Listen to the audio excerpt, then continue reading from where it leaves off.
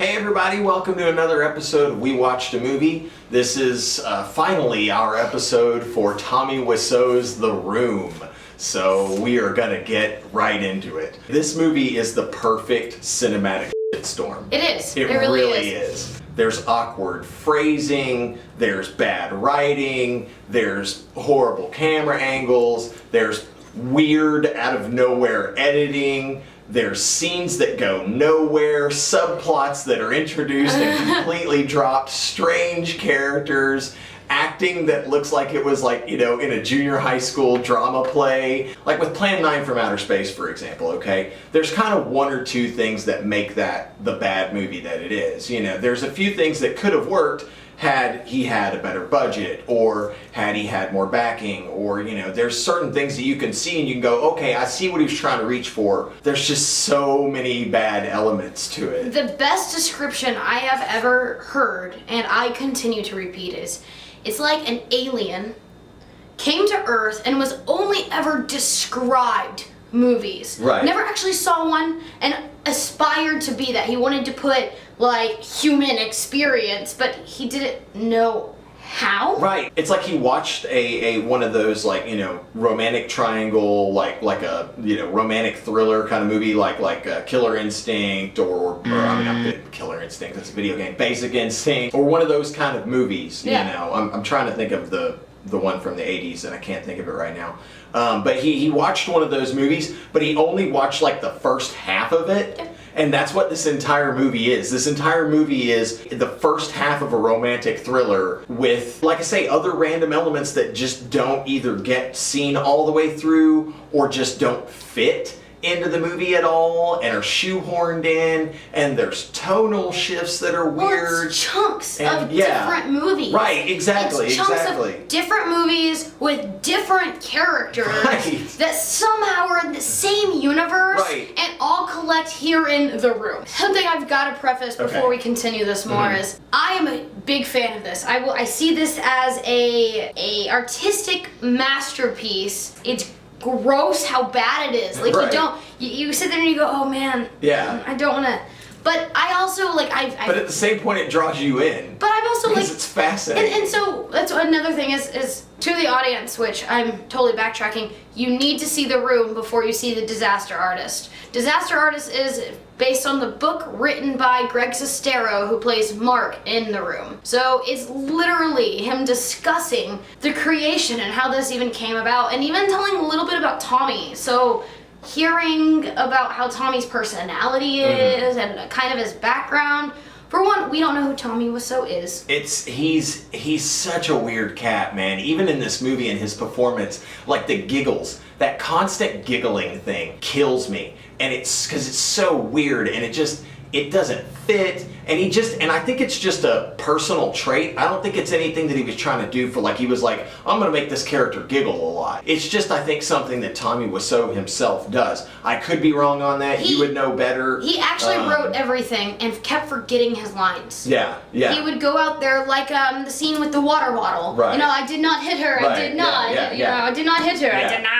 Oh, hi, Mark. I did not. He couldn't get that line. Yeah. And he just couldn't. And that's the one preview for the movie version that I've seen thus far. Well, the interesting thing is Greg Sestero, Tommy made it. Nobody was allowed to leave set. All the actors had to be there for every bit. One actor in the beginning actually left to get a water bottle, and Tommy went off on him. Greg lived with Tommy. In an apartment. He rented an apartment from Tommy. Well, now we're not even talking about the movie. And that's the thing, is this movie, it could have been a good movie, but there's just so many things that they didn't get right. And like I say, I mean, there were cutaways to exterior shots that made no sense. So Tommy literally took the film, the people who were filming and the kind of the straggly cast, the crew that they still had, because people kept dropping out. People was like, I gotta do other things. So it's kind of why things are inconsistent. They had to change actors in the middle of it pretty much. It was pretty much like this weirdo finally found a group, and he was paying these people to hang out with him. Because he didn't have friends. Right. Because he couldn't cut it with real actors. So he was like, fine, I'll do it myself Right. with $6 million. Nobody knows how he got that money. The guy who plays the guy who plays the guy who roughs up Denny in again. The Chris R. Now his name is Chris R. It's like Chris-R. So that wasn't Greg Sestero, though. No, it was supposed to be. Because It was looks kind of like supposed to Greg be. Sestero. It was supposed to be. And they were like, that doesn't make sense. Right, No, yeah. that guy was an actor, but he was also like, I think he was a hitman or a doorman or something. He like stayed in character to the cast was scared of him.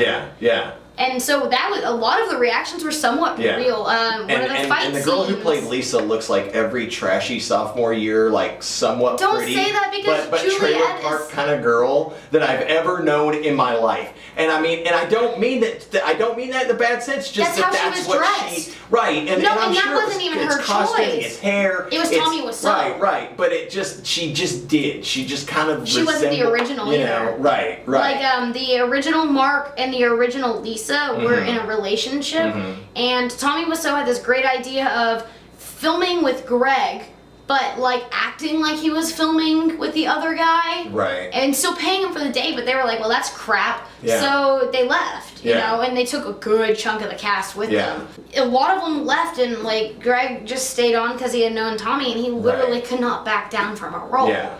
What do like stay-at-home moms watch that's their drama in their lives? Soap opera. Thank you. Yeah. So it was like that. He actually was Yeah. in a couple of soap operas Right. because he's He that looks like pretty it. boy. Yeah, he's got that soap opera guy look. And yeah. that baby face Yeah. comment, Yeah. that's what Tommy actually called Greg Sestero. Right. He'd leave messages, hey baby face. I don't even know what to say about this movie in the end. Just like I say that I think my first comment on it is the best way I could sum it up. It is the perfect Yeah. cinematic shitstorm. It is, you just have all of the worst elements of possible movie making that come together to make this gem of a bad movie that again, it's bad, and don't get me wrong, it's hard to watch sometimes, but it is absolutely fascinating, and I recommend, if you're a cinemaphile, check it out at least once. Make sure you're in the mood for it. Yeah. It's not something you can force yourself to watch because it becomes really rough and it becomes really hard to watch and you end up resenting it. Yeah. You know, make a drinking game of it. It's fun. Just make sure you're in the right mindset. Don't force yourself to watch it. Hey everybody, thanks for watching that episode of We Watched a Movie. Be sure that you like, share, subscribe to all of our videos, leave a comment down in the comment section down below, and click that bell icon if you want to be notified when our videos come out. Also, go ahead and check out all of our videos over here on the left. And until next time, we'll see you guys later.